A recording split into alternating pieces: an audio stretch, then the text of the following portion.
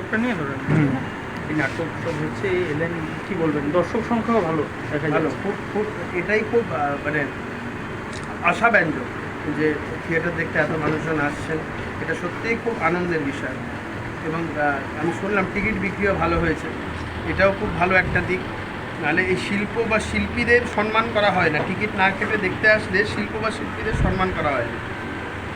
আমি নিজেও এসেছি, নিজেও টিকিট কেটেছি, তার কারণ হচ্ছে এটা এটা একটা চিন্তাভাবনা। সকালে আজকে আমাকে অনেকে ফোন করে যে পাস হবে নাকি, আমি খবরদার না, যদি নাটক দেখতে হয় অন্তত 100 টাকা খরচা করে গিয়েও দেখতে হবে। কারণ আমরা সিনেমা হলে যাই, সিনেমা হলে গিয়ে পপকর্ন কিনে 200 টাকা খরচা হয়ে যায়, কিন্তু নাটক দেখতে গেলে তখন আমাদের পাশের কথা মনে পড়ে।